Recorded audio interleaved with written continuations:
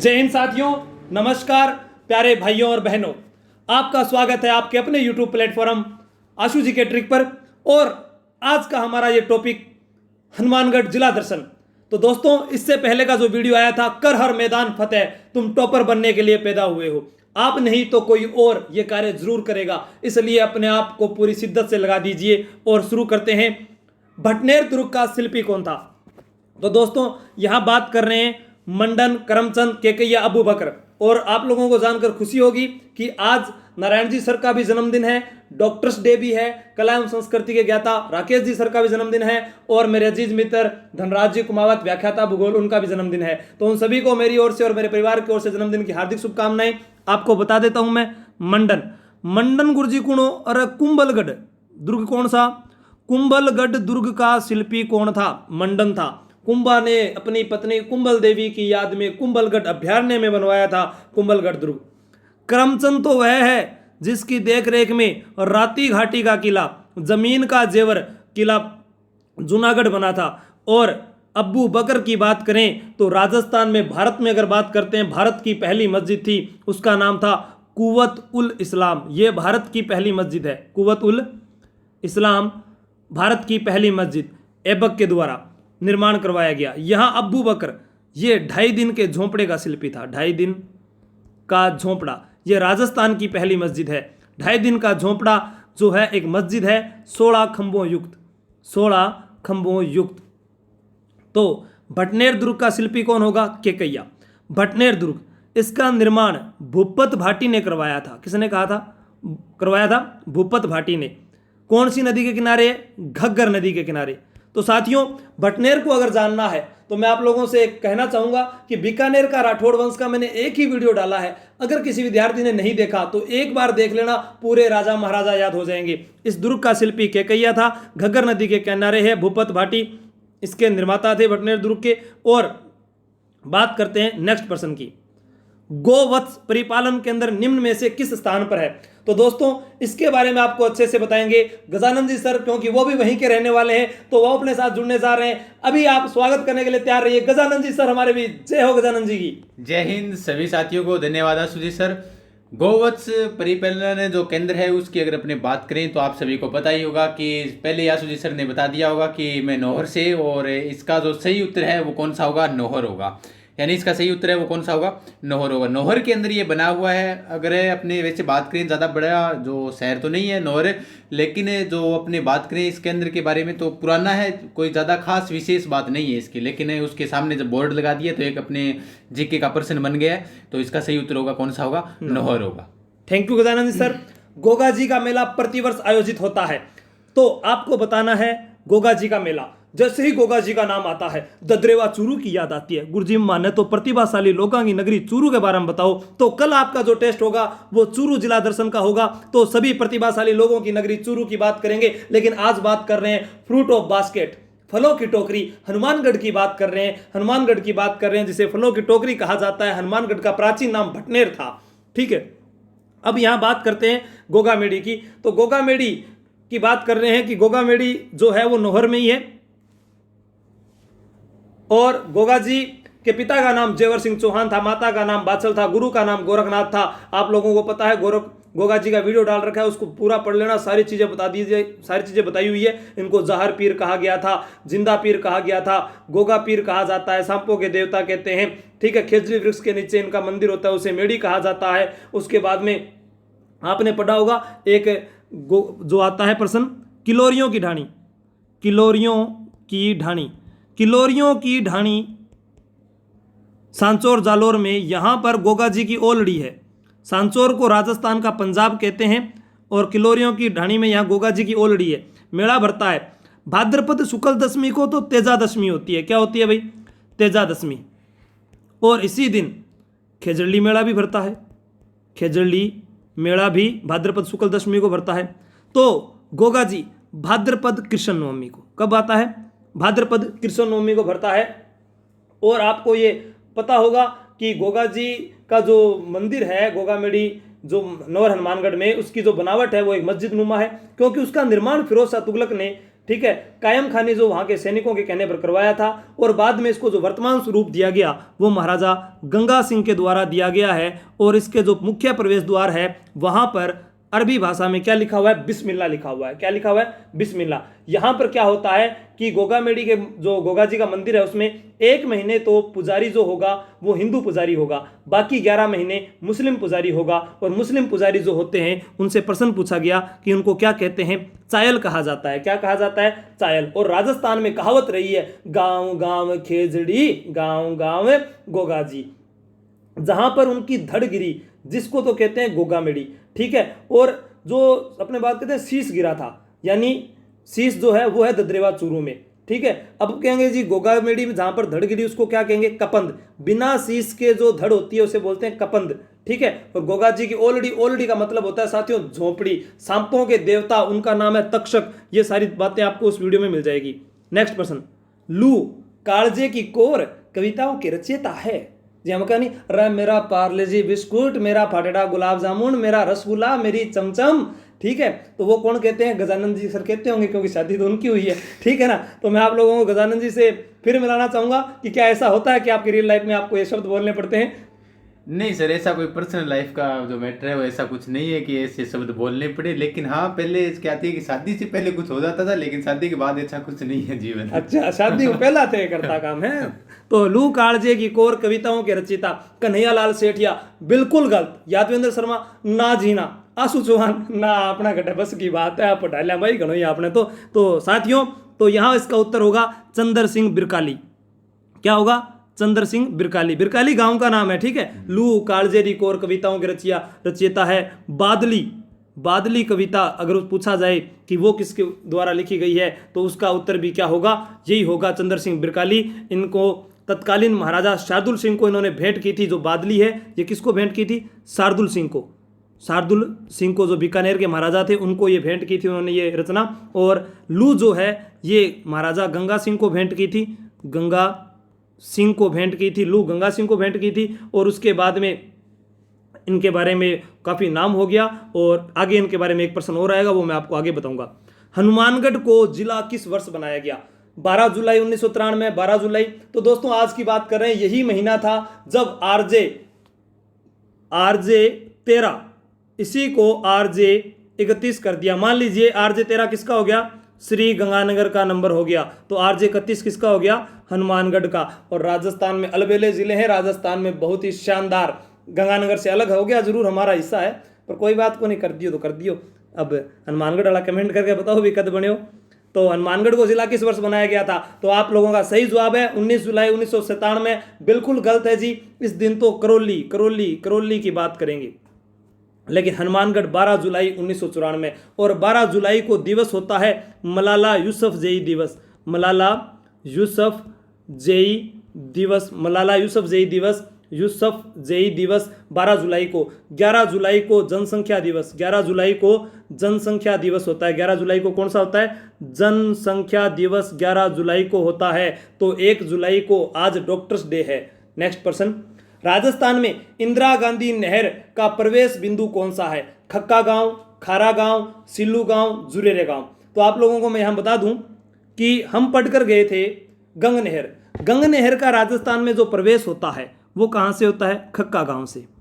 गंग नहर का राजस्थान में प्रवेश। अब आप कमेंट करके ये बताएं मुझे गंग नहर की कुल लंबाई कितनी है और राजस्थान में लंबाई कितनी है, क्योंकि पिछले वीडियो में जिन विद्यार्थियों के कमेंट आए उनके बारे में आप लोगों को बता देता हूं कि क्या उन्होंने जो मेहनत की। जैसे M.R. वर्मा, उन्होंने बताया चित्तौड़गढ़ का नाम खिजराबाद मिलता है धाईबा पीर की दरगाह के अभिलेख में। तुर्रा कलंगी के कलाकार सेड़ू सिंह, हमीर सिंह, बहुत बढ़िया प्रयास था M.R. वर्मा का। उसके बाद में जो कमेंट करके बताया गया कि प्रश्नों का जो उत्तर दिया उन विद्यार्थियों का नाम ले रहा हूं मैं, उर्मिला इंदेलिया विद आशु जी के ट्रिक, बहुत बढ़िया, इन्होंने भी अच्छा जवाब दिया था। सभी विद्यार्थियों ने अपने नाम के साथ इस परिवार का नाम रखा। डिम्पल शर्मा, जिन्होंने भी अमर काव्य वंशावली, मुख्य प्रवेश द्वार, भैरव पोल, उसके बारे में बताया, ठीक है। राजा बाबू गुजर, कांता जाखड़, ठीक है। मतलब कि कई विद्यार्थियों ने अच्छे जवाब दिए हैं, तो वो मैंने लिख लिए थे ताकि मैं उनका नाम ले सकूं। आप इसी प्रकार से जवाब देते रहें। और SP गुजर, उन्होंने भी बहुत अच्छा जवाब दिया है, विदासु जी के ट्रिक, बहुत बढ़िया, धन्यवाद, आपने इस परिवार को इतना प्यार और स्नेह दिया।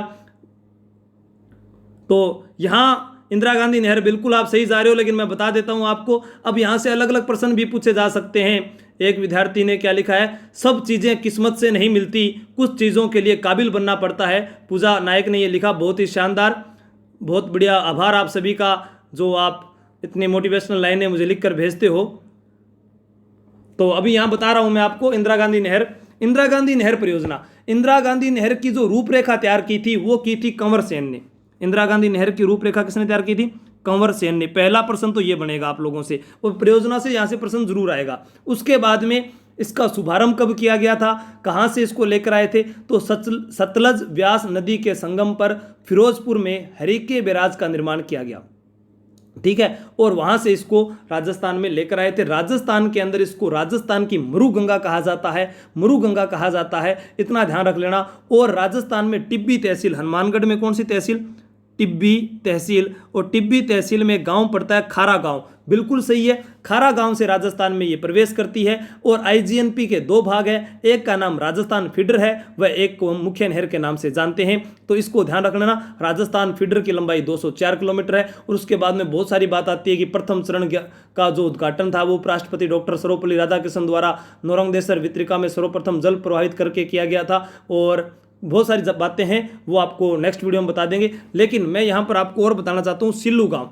देखो सिल्लू गांव की अगर बात करते हैं अपने, और गुड़गांव नहर की बात करते हैं, तो यहाँ जो जुरेरा गांव लिखा है, तो गुड़गांव नहर, गुड़गांव नहर, गुड़गांव नहर जो है, जो नहर परियोजना है, ये यमुना नदी के पास में एक ओखला नामक स्थान है, वहाँ से निकलती है। और जुरेरा भरतपुर, मतलब भरतपुर में कामा तहसील के अंदर जुरेरा गांव से प्रवेश करती है। गुड़गांव नहर हरियाणा में बहने के बाद में राजस्थान में आती है। गुड़गांव नहर का नाम बदलकर पश्चिमी यमुना लिंक नहर परियोजना कर दिया गया। महत्वपूर्ण प्रश्न है कि उसका नाम बदलकर क्या कर दिया गया है?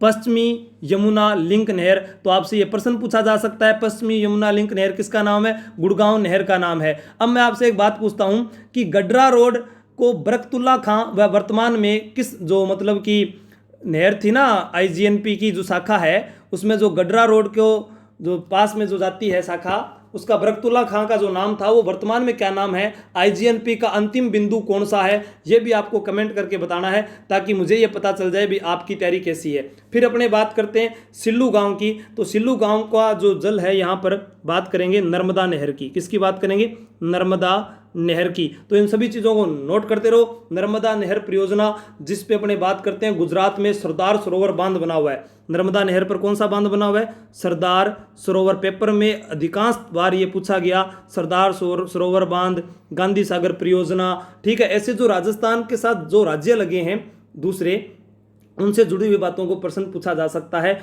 और इस नर्मदा नहर परियोजना की बात करते हैं अपने, तो आपको इतना मुख्य रूप से ध्यान होना चाहिए कि ये जालोर व बाड़मेर जिले के लोगों को सिंचाई की सुविधा उपलब्ध करवाती है। और नेक्स्ट प्रश्न की बात करते हैं, मैंने पूरे हिंदुस्तान में इतना मजबूत और सुरक्षित किला नहीं देखा, यह कथन किसका है? जब बात करूं मैं भटनेर दुर्ग की, और वहां पर शासक थे दूलचंद भाटी। दूलचंद भाटी, दूलचंद भाटी के समय तुजुक ए तैमूरी, तुजुक ए तैमूरी, तुजुक ए तैमूरी के रचयिता तैमूर, इन्होंने कहा मैंने पूरे हिंदुस्तान में इतना मजबूत और सुरक्षित किला नहीं देखा। यह कथन किसका था? तैमूर का। और जब 1398 ईस्वी में भटनेर दुर्ग पर आक्रमण किया तैमूर ने आक्रमण किया, तब यहां पर मुस्लिम महिलाओं के द्वारा जल जोहर किया गया। मुस्लिम महिलाओं के द्वारा जल जोहर, तो सबसे पहले मुस्लिम महिलाओं के द्वारा जल जोहर की जो बात पता चलती है हमें कहां से मिलती है? यहीं से पता चलती है, ठीक है दोस्तों। तो नेक्स्ट प्रश्न की बात करते हैं अपने, सबसे ज्यादा विदेशी आक्रमण किस दुर्ग पर हुए? भटनेर दुर्ग पर हुए हैं। सर छोटूराम स्मारक संग्रहालय स्थित है। तो दोस्तों यहां बात कर रहे हैं उत्तरी सीमा का प्रहरी किसे कहा जाता है? भटनेर दुर्ग को कहा जाता है। यह सबसे ज्यादा महत्वपूर्ण प्रश्न है, ध्यान रखना। सर छोटूराम स्मारक संग्रहालय की बात करता हूं मैं, तो आपसे एक प्रश्न हमने पूछा भी था कि स्वामी जो केशवानंद जी का संबंध किस जिले से है? तो वो सीकर जिले से था, ठीक है। लेकिन उनका जो संग्रहालय है वो भी कहां बना हुआ है? हनुमानगढ़ में बना हुआ है। तो आपसे दोनों प्रश्न पूछे जा सकते हैं कि स्वामी केशवानंद संग्रहालय भी कहां पर है? हनुमानगढ़ में है, ठीक है, और कौन से स्थान पर है? संग्रिया नामक स्थान पर है। कौन से स्थान पर है? संग्रिया नामक स्थान पर है। रंग महल तो सभ्यता है, सिंधु घाटी जो सभ्यता है, मतलब उसी के समय की रंग महल सभ्यता। मरुधरा के कालिदास के रूप में प्रसिद्ध है। चंद्र सिंह बिरकाली, यादवेंद्र शर्मा, कन्हैयालाल सेठिया या जगजीत सिंह? आपको बताना है मरुधरा के कालिदास के रूप में प्रसिद्ध कौन से हैं। तो कन्हैयालाल सेठिया, पाथल पित्थल, ठीक है, जमीन रो धनी कुण, गिलगचिया, ठीक है, और वो कौन सी थी, लीलटांस, ये सारी कविताएं किसकी है? कन्हैयालाल सेठिया की है। सुजानगढ़ चूरू में जन्मे थे। इस प्रश्न का उत्तर है चंद्र सिंह बिरकाली। चंद्र सिंह बिरकाली जिन्हें मरुधरा के कालिदास के रूप में प्रसिद्ध हैं। बादली कविता जो उन्होंने लिखी वो शार्दुल सिंह को थी। लू जो थी वो गंगा सिंह को समर्पित थी। सफेद सोना के नाम से किस फसल को जाना जाता है? अगर हम हनुमानगढ़ जिले की बात करते हैं तो वहाँ कपास भी सर्वाधिक होता है, वहाँ ग्वार भी सर्वाधिक होता है। बाकी कौन सी फसलें होती है? गजानंद जी सर आप थोड़ा सा बताइए। बाकी फसलों के अंदर अगर अपनी बात करें हनुमानगढ़ जिले के अंदर तो वैसे तो कपास सबसे ज़्यादा होती है। उसके अलावा जैसे बाजरा है वो भी काफ़ी होता है। सरसों के अंदर भी काफ़ी प्रगतिशील रहा है हनुमानगढ़। और अगर अपनी बात करें ग्वार है, चना है, जो रबी की फसलें हैं वो थोड़ी ज़्यादा होती है, लेकिन कुछ एक स्थानों पर सिंचाई सुविधाओं का अभाव है। लेकिन फिर भी सरसों की फसल है उसके अंदर भी हमारा हनुमानगढ़ जिला है वो आगे है। चलो धन्यवाद सर, आपने बहुत अच्छा बताया। चावल भी यहाँ पर अच्छा होता है। सफ़ेद सोना के नाम से किस फसल को जानते हैं? कपास को। इसे बणिया भी कहा जाता है। क्या कहा जाता है इस फसल को? बणिया भी कहा जाता है। काला सोना किसे कहते हैं? अफीम को। काला सोना अफीम को कहते हैं। तो आपको बताना है अफीम मंदिर किसे कहते हैं। पिछले वीडियो में बताया है चित्तौड़गढ़ वाले में, अफीम मंदिर के नाम से किस मंदिर को जाना जाता है? और विश्व की सबसे बड़ी घास है जो है बांस। भटनेर दुर्ग किस श्रेणी का दुर्ग है? भटनेर का जो दुर्ग है वो किस श्रेणी का है? तो मैं आप लोगों को बता देता हूं, भाटियों के शौर्य और पराक्रम का ये साक्षी ये किला हनुमानगढ़ टाउन में घग्गर नदी के तट पर स्थित है और इसका निर्माण भूपत भाटी ने अपने शिल्पी केकैया की देखरेख में बनवाया था। सबसे ज्यादा विदेशी आक्रमण, मध्य एशिया से होने वाले आक्रमण इसी किले ने झेले थे। और तैमूर ने अपनी आत्मकथा तुजु के तैमूरी में कहा था कि मैंने हिंदुस्तान में एक और मजबूत और इतना मजबूत और सुरक्षित किला नहीं देखा। तो ये जो दुर्ग है ये औद्योगिक दुर्ग नहीं है, घग्गर नदी के किनारे है, लेकिन औद्योगिक दुर्गों में नहीं आएगा। ये धानवंत दुर्ग है। इसका निर्माण 3री शताब्दी में हुआ। भय से भटनेर, भय से भूपत भाटी। तो ये कौन सा दुर्ग है? धानवंत दुर्ग है। सबसे अच्छे दुर्ग कौन से होते हैं? सैन्य दुर्ग। गुरु शिष्य की मूर्तियां कहां से प्राप्त हुई है? तो रंग महल सभ्यता, कालीबंगा सभ्यता, कर्णपुरा, तलवाड़ा, रंग महल। तो इसके बारे में आपको गजानंद जी थोड़ी सी जानकारी देंगे। गुरु शिष्य की मूर्तियां कहां से प्राप्त हुई है? तो गजानंद जी बच्चों को थोड़ा सा गाइड कीजिए। तो वैसे सभ्यताएं आपको करवाई हुई है। जिन बच्चों ने सभ्यता वाले वीडियो नहीं देखे वो एक बार सभ्यता वाले वीडियो जरूर देख लें, क्योंकि उनके अंदर पूर्ण रूप से एक एक बातें आपको करवाई हुई है। अगर अपने बात करें गुरु और शिष्य की जो मूर्ति है वो कौन सी सभ्यता से मिली है, तो वो सभ्यता कालीबंगा से नहीं है, वो है रंगमहल सभ्यता। रंगमहल सभ्यता से गुरु और शिष्य की क्या मिली है? मूर्ति मिली है। अगर अपने रंगमहल सभ्यता की उत्खनन से संबंधित मैं बात करूं तो आपको बताया था 1952 में हन्नारिड के द्वारा इसका क्या किया गया था, जो स्वीडिश दल के व्यक्ति थे उनके द्वारा क्या किया गया था, इसका उत्खनन किया गया था। अगर यहाँ पर अगर अपने बात करें रंगमहल सभ्यता के अंदर कनिष्क प्रथम व कनिष्क जो थर्ड थे उनके शासनकाल की मुद्राएं मिली है। उसके अलावा 105 तांबे के जो सिक्के मिले हैं। और यहाँ पर मेन बात यह है कि गुरु और शिष्य की जो मूर्ति है वो कौन सी शैली के अंदर बनी हुई है। अगर आपको ऐसे भी पूछ सकता है कि वो मथुरा शैली के अंदर है या फिर गांधार शैली के अंदर है, तो गुरु और शिष्य की जो मूर्ति है वो गांधार शैली के अंदर निर्मित है। और आपको कमेंट कर ये बताना है कि मैंने आपको सभ्यताओं में एक मूर्ति करवाई थी, तो कौन सी मूर्ति है वो मथुरा शैली के अंदर मिली है। तो जल्दी से सभी विद्यार्थी कमेंट करके बताएं कि गजानंद जी सर ने किस मूर्ति के लिए कहा कि वो मथुरा शैली में बनी हुई है। और मैं बता देता हूं हनुमानगढ़ जिले में पोटास के भंडार मिले हैं, तो कॉमेडियन ख्याली सारण भी हनुमानगढ़ जिले से बिलोंग करते हैं और यहाँ पर पोटास के भंडार मिले हैं। बड़ोपल अभ्यारण्य है, तो तलवाड़ा झील है हनुमानगढ़ में, और ये रंगमहल सभ्यता इसका उत्तर। बाकी आपको नेक्स्ट प्रश्न बताते हैं। सिद्धमुख नहर परियोजना का उद्घाटन हनुमानगढ़ जिले में श्रीमती सोनिया गांधी द्वारा कब किया गया? सिद्धमुख नहर परियोजना। तो साथियों मैं आपको इतना बता देता हूं कि जो ये नहर परियोजना है इसका उद्घाटन किया गया था बिरानी गांव से। कौन से गांव से किया गया था? बिरानी गांव से। अब आप कमेंट करके जल्दी से बताइए कि उसका उद्घाटन कब किया गया था सिद्धमुख नहर परियोजना का। हनुमानगढ़ अपने खेल के समान, जो खेल का जो सामान होता है, खेल सामग्री, उसके लिए भी प्रसिद्ध रहा है। ठीक है। और बेडों हेतु प्रजनन व अनुसंधान केंद्र हनुमानगढ़ में स्थापित किया जा रहा है। ठीक है। ब्रह्माणी माता का मेला भरता है पल्लू गांव में। हनुमानगढ़ और गंगानगर के क्षेत्र को योध्या क्षेत्र कहते थे, लेकिन अगर उसी में हनुमानगढ़, गंगानगर, चूरू, बीकानेर ये शामिल कर लेते हैं तो थली क्षेत्र हो जाएगा। कौन सा क्षेत्र हो जाएगा तब? थली। बाकी गंगानगर और हनुमानगढ़ आए तो योध्या क्षेत्र, योद्धाओं की भूमि है। ठीक है, कमजोर तो कौन, शरीर हूँ लगा कमजोर मेरा वर्गा, लेकिन है कौन। और राजस्थान में सर्वप्रथम सारथी योजना, ठीक है, उसका क्रियान्वयन जो हुआ था वो हनुमानगढ़ में हुआ था। उसके बाद में अपने यहाँ पर सारी लगभग बातें पढ़ चुके हैं और आगे अपने बात करेंगे तो जुड़ी हुई बातों की बात कर लेंगे भाई कौन कौन से है। पंजाब और हरियाणा दोनों राज्यों के साथ सीमा बनाता है हनुमानगढ़ जिला अपना। अब आपको कमेंट करके बताना है हरियाणा के कितने जिले हनुमानगढ़ के साथ लगते हैं और हनुमानगढ़ के कितने जिले लगते हैं। तो इस प्रश्न का उत्तर है 12 जुलाई 2002। सिद्धमुख नहर परियोजना 12 जुलाई 2002 को सोनिया गांधी जी के द्वारा भिरानी गांव से, कौन सा गांव है भाई? भिरानी गांव से, इसके द्वारा हमें क्या है, हनुमानगढ़ जिले को, मतलब कि हनुमानगढ़ में सिद्धमुख नहर परियोजना, नौर व भादरा तथा चूरू, राजगढ़ व तारानगर तहसील 113 गांवों को लगभग इससे सिंचाई की सुविधा उपलब्ध हो रही है। ठीक है, राजगढ़ आ जाता है, तारानगर आ जाता है, नौर, भादरा, वहाँ कौन सी आ गई? सिद्धमुख नहर परियोजना। ठीक है, तो इसका ध्यान रखना आप कि भिरानी गांव से उद्घाटन सोनिया गांधी ने किया था और इसका पहले अगर शिलान्यास पूछा जाए तो स्वर्गीय श्री राजीव गांधी के द्वारा किया गया था। सिद्धमुख नहर परियोजना को राजीव गांधी नहर परियोजना इसी कारण कहा जाता है। क्यों कहा जाता है? क्योंकि उसका शिलान्यास उन्होंने कहा था और रावी व्यास के अतिरिक्त जल का उपयोग किया जा रहा है। रावी व्यास के अतिरिक्त जल का उपयोग इस नहर परियोजना में किया जा रहा है। अब आप लोगों से प्रश्न है कि हनुमानगढ़ जो जिला है इसको एक फायदा और भी पहुंचा रहा है। उसमें नाम आता है कि भांकड़ा बांध जो विश्व का सबसे ऊंचा बांध है, इसमें जो सर्वाधिक लाभ जो होता है, कौन सा बांध है भाई? भांकड़ा बांध। भांकड़ा बांध विश्व का सबसे ऊंचा बांध है और इससे जो सर्वाधिक फायदा होता है वो भी किस जिले को हो रहा है? हनुमानगढ़ जिले को हो रहा है। और इसके अंदर जो प्रश्न और पूछा जा सकता है कि जवाहरलाल नेहरू ने किसे चमत्कारी विराट वस्तु कहा था, तो ये आपको कमेंट करके बताना है। न्यू टेम्पल ऑफ,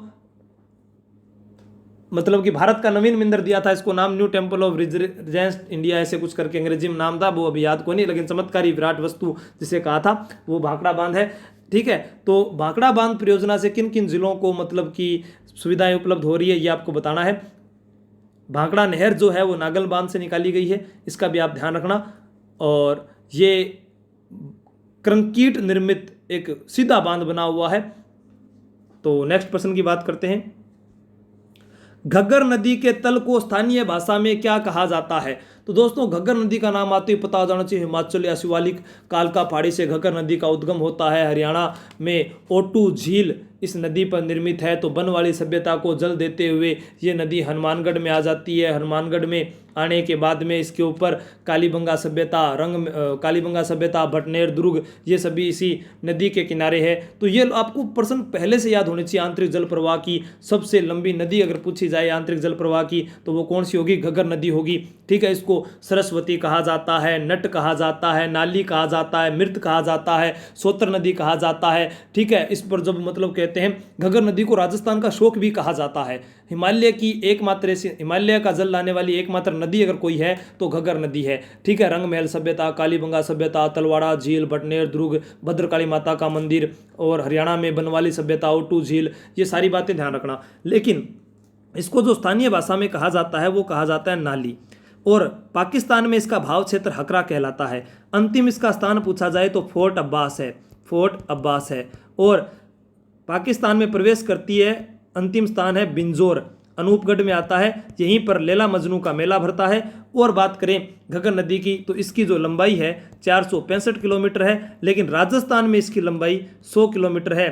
तो आप मुझे कमेंट करके बताएं मौसमी नदी या कांतरी नदी जिसे कहा जाता है, जिसका भाव क्षेत्र तोरावाटी कहलाता है, उसकी राजस्थान में कितनी लंबाई है? कौन सा मंदिर घग्गर नदी के किनारे बना है? अब भी उत्तर बता दो। ब्रह्माणी माता का मेला तो कहाँ भरता है? पल्लू में।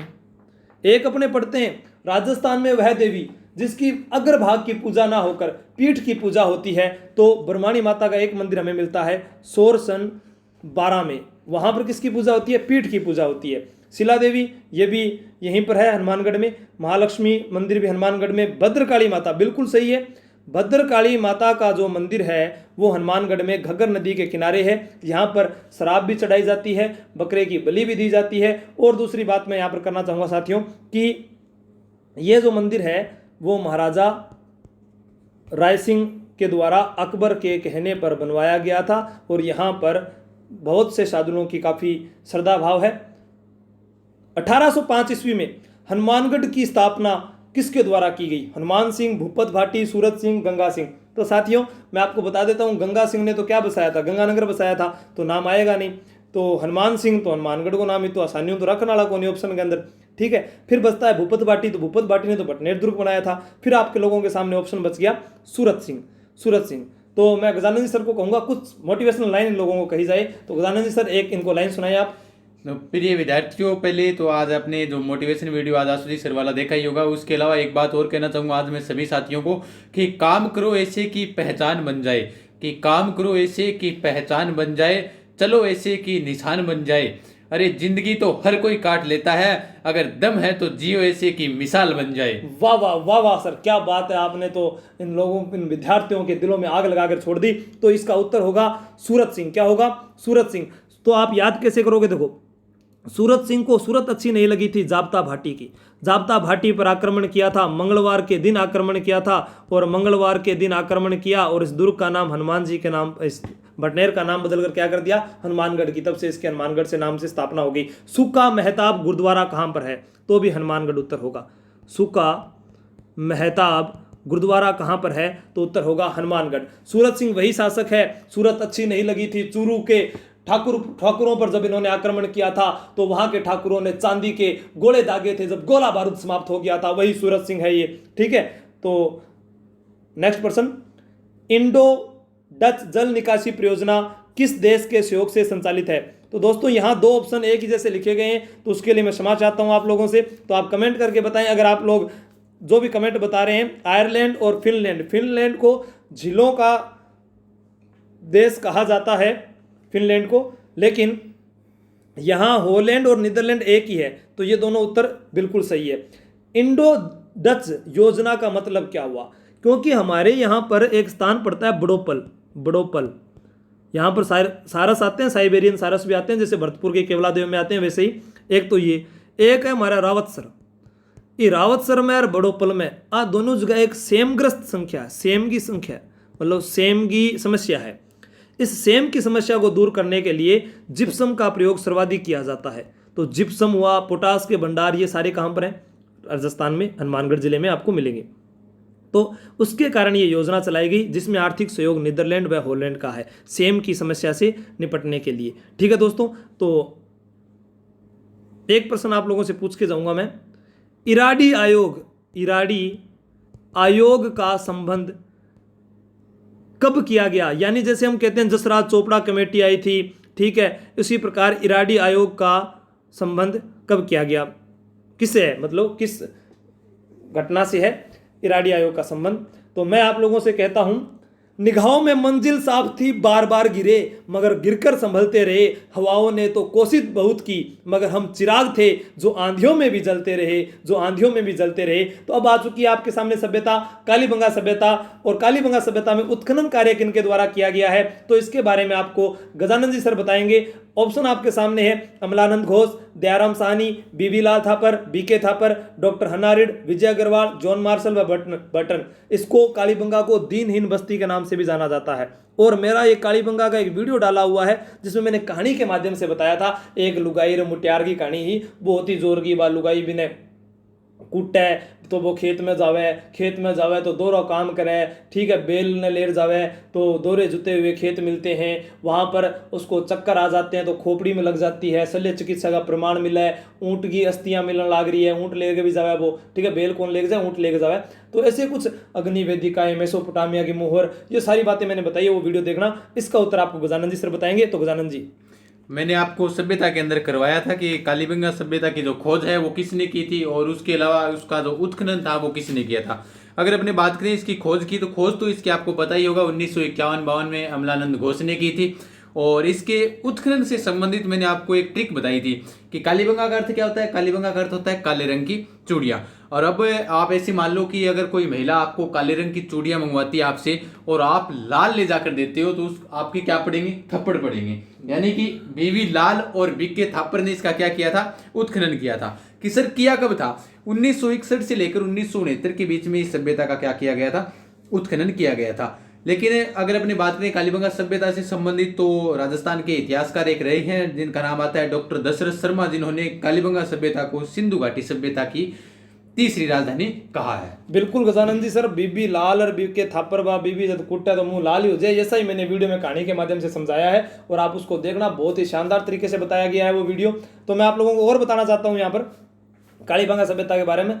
देखियो, अगर बीवी चूड़ियाँ चाड़ियाँ मंगावे तो लियार दे दियो, नहीं कदे लाल गाल कर दिया तो टोता फिरोगा, पतो नहीं चल लगो, बेरा ही नहीं पाट रहा कि तो खू गया, पेपर का भी नहीं पता चलेगा, मेरा दौरा तो नहीं समझ में आ रही, थमने भी नहीं आएगी।